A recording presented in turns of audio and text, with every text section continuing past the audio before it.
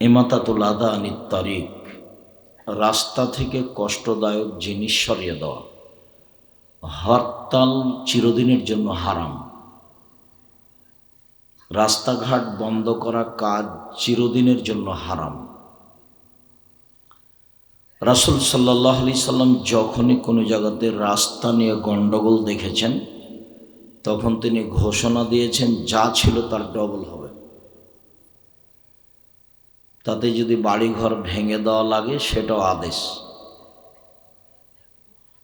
রাসূল সাল্লাল্লাহু আলাইহি সাল্লাম রাস্তার ব্যাপারে যত শক্ত সতর্ক, শরীয়তের কোনো অংশে তিনি এত শক্ত সতর্ক নন।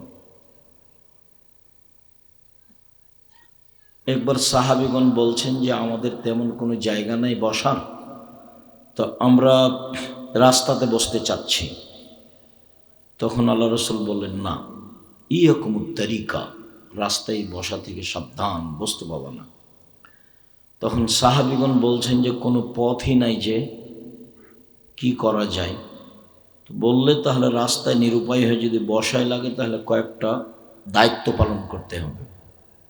এক, চক্ষু নিচু রাখতে হবে। দুই, মানুষ যদি রাস্তা ভুলে গিয়ে জানতে চায় যে কোন দিকে যাব, তাহলে সেটা বলে দিতে হবে। তিন, মানুষের সালামের উত্তর দিতে হবে।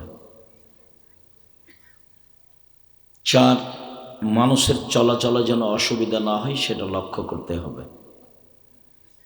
এসব শর্ত সাপেক্ষে তোমরা বসতে পারো অল্প সময়ের জন্য। রাস্তার ব্যাপারে রাসূল সাল্লাল্লাহু আলাইহি ওয়াসাল্লাম খুব সতর্ক ও সাবধান। এখানে যারা মোবাইল আপনাদের চালু রাখা হবে না, দয়া করে বন্ধ রাখবেন। আমি আপনাকে নতুনভাবে কোনো কষ্ট দিতে চাইনি। আপনাদের আগে থেকে জানা আছে আমি আব্দুর রাজ্জাক বিন ইউসুফ। আমার জীবনে কোনো দিন আমার গতিবিধি স্বভাব থেকে আমি পরিবর্তন হইনি। আমার জীবনে আমি কোনো দিন মাযহাব নিয়ে কথা বলি না। আমার জীবনে আমি কোনো দিন মানুষের বদনাম করি না। আমার জীবনে আমি কোনো দিন মানুষের প্রতিশোধ নিই না। আমার জীবনে আমি কোনো দিন সরকারকে হিসাব করে কথা বলি না। ওই নিয়ে আমার কোনো পাতা নাই, ওটা আমি ছেড়ে দিয়েছি। আমার জীবনে আমি কোনোদিন অপ্রয়োজনীয় কেচ্ছা কাহিনী বলি না। অতএব আপনাকে আমি অনুরোধ জানাই যে আপনি খুব ভদ্রতা বজায় রেখে কিছুক্ষণ সময়, অল্প সময় বসে থাকার চেষ্টা করুন। আমরা আমাদের আলোচনা তাড়াতাড়ি শেষ করে যাব, আমাদের পথ অনেক আছে। সম্মানিত দিনী ভাই বোন, বলছিলাম যে সবচেয়ে বড় ঈমান হলো, সবচেয়ে ছোট ঈমান হলো, কথা শেষ। তো আল্লাহ রাসূল আরেকটা বাক্য মধ্যে ঢুকিয়ে দিলেন, ওয়ালা হায়া মিনাল ঈমান, লজ্জা ঈমানের অংশ। এটা তো দরকার ছিল না। সবচেয়ে বড়টা হলো, সবচেয়ে ছোটটাও হলো। এখন তো উনি 70-এরও অধিক সিরিয়াল দিচ্ছেন না, খালি বললেন সবচেয়ে বড় আর সবচেয়ে ছোট। তা আরেকটা বলছেন কেন? আরেকটা বলছেন এই জন্য যে এ দিয়ে মানুষ দুনিয়াবি যত সুবিধা ভোগ করতে পারবে আর যত অন্যায় থেকে বেঁচে থাকবে, আর কোনো ঈমানের শাখা দিয়ে বেঁচে থাকতে পারবে না। সেটার নাম হলো লজ্জা। তা আমরা এখানে কথা বলি দোকানে আড্ডা পিটে কেন? লজ্জা নাই সেই জন্য। আমরা এখানে কথা বলছি আর একজন মোবাইলে প্রেমের গল্প করছে কেন? লজ্জা নাই সেই জন্য। আমরা এখানে কথা বলছি কোরআন হাদিসের, আর একজন নিজেকে নিয়ে ব্যস্ত কেন? লজ্জা নাই সেই জন্য। লজ্জা, রাসূল সাল্লাল্লাহু আলাইহি ওয়াসাল্লাম বলছেন, ইনাল কালামান নবুয়াতি লুলা, সকল নবীর একটা বাক্য ছিল। আদম আলাইহিস সালাম বলতেন, ইব্রাহিম আলাইহিস সালামও বলেছেন, নূহ আলাইহিস সালামও বলেছেন, ঈসা মুসা সব নবী বলেছেন, আমাদের নবীও বলেছেন। কি? এজালাম তাস্তাহি ফাসনামা সেইতা, যখন তুমি লজ্জা করবে না তখন তুমি সবই করতে পারো। লজ্জা আছে যার, কল্যাণ আছে তার। লজ্জা নেই যার, কল্যাণ নেই তার। লজ্জা আছে যার, ঈমান আছে তার। লজ্জা নেই যার, ঈমান নেই তার। আল্লাহুল ঈমান কারানাও জামিয়া, লজ্জা এবং ঈমান দুটা একসাথে আছে, এভাবে জমা। এই যা রফে আহাদুমা রফে আখার, একটা যদি উঠে যায় তাহলে আরেকটা এমনিতেই চলে যাবে। যদি লজ্জা আপনার ভিতর থেকে বিদায় নিয়ে নেই তাহলে বুঝতে হবে ঈমান নেই। বলতে পারেন আপনি যে একটা মানুষ তাহাজ্জুদ পড়ে, হজ করে, উমরা করে, তারপরেও জেনা করে কি করে? তারপরেও মদ খায় কি করে? তারপরেও দোকানে বসে ঘন্টার ঘন্টা আড্ডা পিটে ল্যাংটা মেয়েকে দেখে, এটা হয় কি করে? ও তো হজ করেছে, ও তো তাহাজ্জুদ পড়ে, তো এটা হয় কি করে? মানে ঈমান কম। ঈমান যত বেশি হবে পাপ তত কম হবে। ঈমান যত কম হবে পাপ তত বেশি হবে। মানে পাপকে ঠেকানো যায় কি দিয়ে? ঈমান দিয়ে। তো একটা মেয়ে বোরকা পরে, 5 ওয়াক্ত সালাত আদায় করে,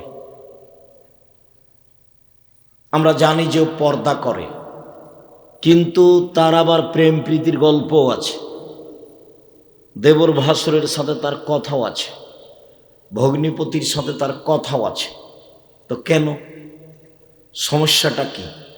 সালাত তো আদায় করে, সালাত আদায় করে এ কথা ঠিক, রমজান মাসে রোজা থাকে এ কথা ঠিক, কিন্তু ঈমান কম। আসলে পাপকে ঠেকানো যায় কি দিয়ে? ঈমান দিয়ে। তো ঈমান যত বেশি হবে পাপ তত কম হবে, আর ঈমান যত কম হবে পাপ তত বেশি হবে। এই জন্য আমাদের সমাজে অনেককে দেখি যে 5 ওয়াক্ত সালাত আদায় করে, কিন্তু বিড়ি, তামাক, জর্দা, সিগারেট, গুল খায়। অথচ রাসূল সাল্লাল্লাহু আলাইহি সাল্লাম বলছেন 3 শ্রেণীর মানুষ জাহান্নামে যাবেই। বলার সময় আল্লাহ রাসূল এভাবে বলছেন, সালাসা, 3 শ্রেণীর মানুষ, লা তাদখুলুনা জান্নাতা আবাদা, কখনো জান্নাতে প্রবেশ করবে না। বলার গতিটা এইভাবে, কখনো জান্নাতে যাবে না। এক, মদমিনুল খামর, নিয়মিত বিড়ি, তামাক, জর্দা, সিগারেট, গুল, নেশাদার দ্রব্য খায়, পান করে, যে সে জান্নাতে যাবে না। 2, আর রাজলাত মিনান নিসায়ে, পুরুষের বেশধারী নারী যারা, জুতা স্যান্ডেল পরে পুরুষের, শার্ট প্যান্ট পরে পুরুষের। এই ছেলে, যে মোটর সাইকেলটা স্ট্রিট দিয়ে চলে গেল তোমরা দেখলে না? যাও দেখো। এরপরে কেউ মোটর সাইকেল স্টার্ট দিলে এখান থেকে সরে গিয়ে দিবে, এটুকু তোমাদের ইতস্তবোধ হয় না? যাও দেখো, পাহারা দাও। খুব সতর্ক, সাবধান। আমাকে বক্তব্য এখানে দিতেই হবে, এই জিম্মেদারি আমি নিয়ে আসিনি। আর আপনি মনে করবেন না যে আমি টাকার বিনিময়ে এসেছি, এটা আপনার মাথায় থাকে না যেন। আর আপনি মনে করিয়েন না যে আমি আব্দুর রাজ্জাক বিন ইউসুফ কোনো এমপি মন্ত্রীকে হিসাব করে কথা বলতে হবে, জীবনে কোনোদিন প্রয়োজন মনে করিনি। আমি কোনো মসজিদের ইমামতি করি না।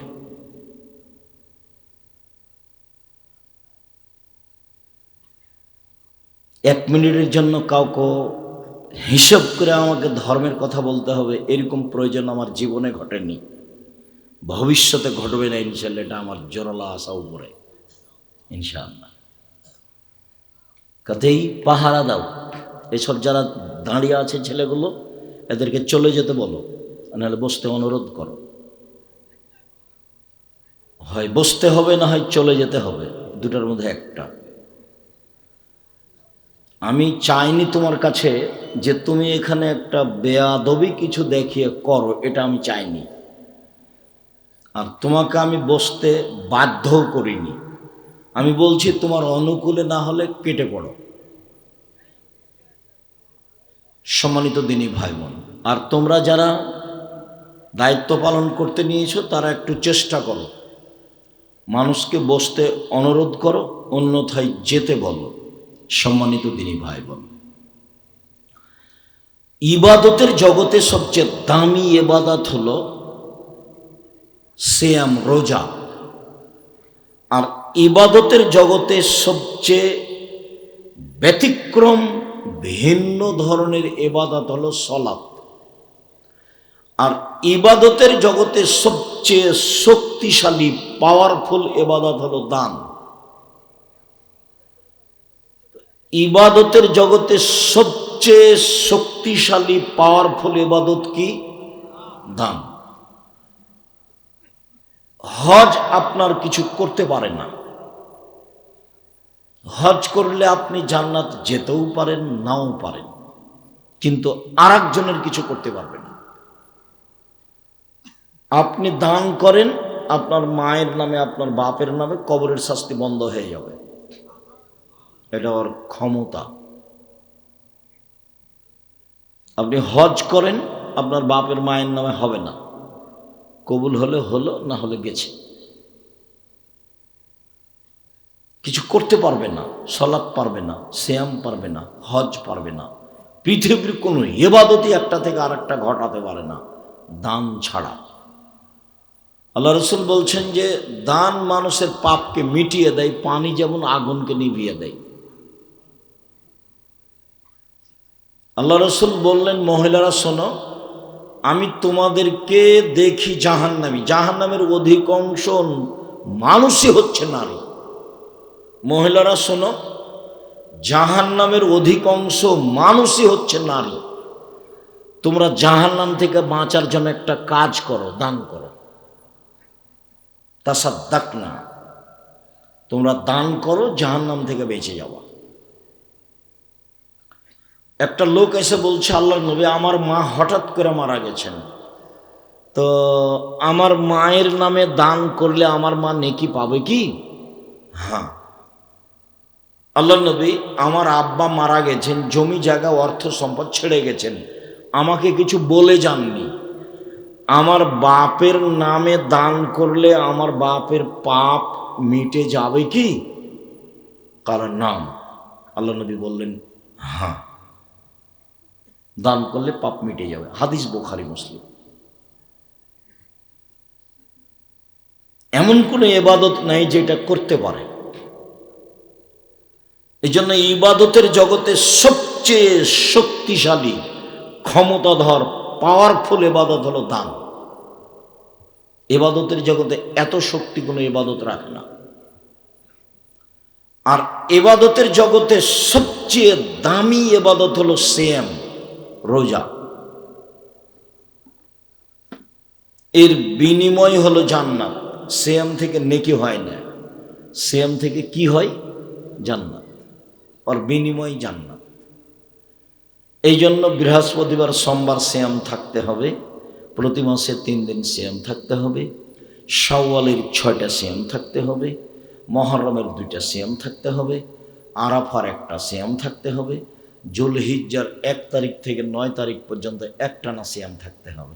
আগামীকাল সিয়াম থাকবেন না? আগামী বৃহস্পতিবার অভ্যাসী নন নাকি? মরার পরে অভ্যাসী হবেন? এসব বুদ্ধি কেন? বাস সিয়াম অভ্যস্ত হবেন, রোজাতে অভ্যস্ত হবেন। বৃহস্পতিবার, সোমবার আল্লাহ নবী কেন সিয়াম থাকতেন? বৃহস্পতিবার, সোমবারে কি করা হয়? মানুষের পাপ নেকি আল্লাহর কাছে পেশ করা হয়। তো আমাদের নবী বলতেন যে আমার রিপোর্টটা দেওয়ার সময়তে আমার মনটা চাই যে তুমি দেখো আমি সিয়াম আছি, তুমি দেখো, তাই আমি বৃহস্পতিবার, সোমবার সিয়াম থাকি। এ কথা আল্লাহ নবী বলছেন। আপনারও তো একটু মন চাওয়া দরকার যে আমারও রিপোর্টটা আল্লাহ দেখুক কোন অবস্থায় সিয়াম অবস্থা একটা খুশির ব্যাপার। আর শাবান মাসে তিনি কেন বেশি বেশি সিয়াম থাকতেন? শাবান মাসে বাৎসরিক রিপোর্ট পেশ করা হয়। শাবান মাসে কি করা হয়? বাৎসরিক রিপোর্ট আল্লাহর কাছে পেশ করা হয়। কিন্তু নবীর জানা ছিল না সেই দিন কোন দিন। কিভাবে আমরা ভারত, বাংলাদেশ, পাকিস্তানের আলেম ওলামা জেনে নিয়েছি সেদিন 15ই শাবান। তবে এটা আমাদের নবীর জানা ছিল না, যার জন্য কষ্ট করে একবারে 1 থেকে নিয়ে 15, 20, 25 পর্যন্ত সিয়াম থাকতেন। আয়েশা বলছেন যে প্রায় পুরো শাবানই থাকতেন। উম্মু সালমা রাদিয়াল্লাহু তাআলা আনহা বলছেন যে আরে পূর্ণ 2 মাসই থাকতেন, রমজান আর শাওয়াল। সাহাবী জিজ্ঞাসা করছেন আপনি শাবান, রমজান আর শাবান, শাওয়াল নয়, আপনি শাবান মাসে এত বেশি বেশি সিয়াম থাকেন কেন? অন্য মাসে তো এত দেখি না। এটা জিজ্ঞাসা। আচ্ছা আল্লাহর নবী, আপনি শাবান মাসে এত বেশি বেশি সিয়াম থাকেন কেন? অন্য মাসে তো দেখি না। তখন আল্লাহ রাসূল বলছেন, আরে শোনো, শাবান একটি মাস, রজব ও রমজানের মাঝে। শাবান একটি মাস, রজব ও রমজানের মাঝে। শাবান একটি মাস, রজব ও রমজানের মাঝে। মানুষ তাতে বেখিয়াল থাকে। এতে বাৎসরিক রিপোর্ট আল্লাহর কাছে পেশ করা হয়। আমার মনটা চাই যে আমার রিপোর্টটা আল্লাহ দেখুক সিয়াম অবস্থায়। এই জন্য আমি বেশি বেশি সিয়াম থাকি। তার মানে উনি বুঝতে পারেননি সেদিন কোন দিন। তো বুঝতে পারলে তো একদিনই রাখতেন। যখন আমাদের দেশের লোকজন কোন দিন রাখে? 15ই শাবান। বাস, তারা জেনে নিয়েছে একদিন। তারা কিভাবে জেনেছে এরকম দলিল আমার কাছে নেই। আমি 88 আগস্টের 20 তারিখ থেকে শিক্ষক। 97 থেকে আমি ফতোয়া লিখি। 16 সাল থেকে আমি ফতোয়া বোর্ড পরিচালনা করি। মানে আমি মুখে মুফতি নই, আমি কলমে মুফতি নই, আমি বাস্তবায়ন করি ফতোয়া। 97 সাল থেকে লিখে আসছি। আর 16 সাল থেকে আমি ফতোয়া বোর্ড পরিচালনা করি। তার মধ্যে কালকে ছিল ফতোয়া বোর্ড। পত্রিকা হলো আল ইতেশাম, 50টা প্রশ্নের উত্তর আছে। বোর্ডে পাস হবে, তারপরে আসবে। পত্রিকার নাম কি? আল ইতেশাম। ইতেশাম আরবি শব্দ, মানে শক্তভাবে ধরা কোরআন হাদিসকে। জামিয়া সালাফের পক্ষ থেকে একটা পত্রিকা বের হয়, আল ইতেশাম। বাংলাদেশের মাটিতে ব্যতিক্রম পত্রিকা এইটা, যে ফতোয়া বোর্ডে পাস না হওয়া পর্যন্ত কোনো ফতোয়া এই পত্রিকায় আসবে না। আমি জীবনবাজি রেখে কোরআন এবং সহিহ হাদিসের খিদমত সেবা করে যাচ্ছি। এখন জাতিকে কতদূর আমি পৌঁছাতে পারলাম সেইটা আল্লাহ ভালো জানে। আমি জাতির কাছে কতটুকু দাঁড়াতে পারলাম। এক শ্রেণীর মানুষ তো আমি এখানে আসছি চেষ্টা করছে যে আব্দুর রাজ্জাক সাহেব এসেছে, না ওখানে কেউ যাবে না, ওখানে কেউ যাবে না, ওখানে কেউ যায় না বক্তব্য শুনতে, ধর্ম উল্টে যাবে। কেউ বলছে, আর কেউ বলছে না ওখানে যেতে হবে।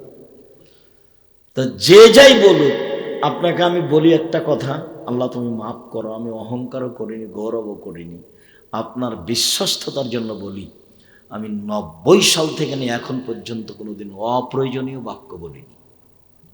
আলহামদুলিল্লাহ, এটা আমার দৃঢ় বিশ্বাস। শ বক্তব্য আছেন, এটা আপনি দেখেন, দেখে আমাকে বলবেন যে আব্দুর রাজ্জাক সাহেব এই যে অপ্রয়োজনীয় ফালতু কথা বলছেন। আমি আপনার দাবিকে মেনে নেওয়ার চেষ্টা করব। সম্মানিত দিনী ভাই বোন, ইবাদতের জগতে সবচেয়ে দামি ইবাদত সিয়াম। তবে ইবাদতের জগতে সবচেয়ে ব্যতিক্রম, ভিন্ন ধরনের বিরল ইবাদত হলো সালাত। এক অবাক ইবাদত। সালাত যখন নেই তখন দামি ইবাদত হজ, সবচেয়ে শক্তিশালী ইবাদত দান, ওটাও গেছে। সালাত যখন নেই সবচেয়ে দামি ইবাদত সিয়াম, ওটাও গেছে। সালাত যখন নেই তখন হজ কবুল হলে লোকটা হয়ে যায় সেই দিনের মতো যেদিন তার মা তাকে জন্ম দিয়েছে নিষ্পাপ, কিন্তু সলাৎ নেই, তখন ওটাও গেছে। তাহলে সলাৎ এমন একটা ইবাদত যার উপরে নির্ভর করে অন্যান্য ইবাদত। মনে থাকবে না, সলাৎ এমন একটি ইবাদত যার উপরে নির্ভর করে অন্যান্য ইবাদত। সলাৎ যদি থাকে, টিকে, কবুল হয়, সব ইবাদত থেকে যাবে, টিকে যাবে, কবুল হবে। ফকির একটা ভিক্ষা চাইলো, আমি 10টা টাকা দিলাম, নেকি হবেই, এটা আমি বিশ্বাস করি। আমি মুসলিম, আমি ধর্মকে বিশ্বাস করি। ফকিরকে আমি 10টা টাকা দিয়েছি, আমি এর নেকি পাবো পাবো পাবো পাবো ইনশাআল্লাহ, কিন্তু আমি সালাত আদায় করিনি। তখন এটা আল্লাহ কি করবেন? কেটে দেবেন।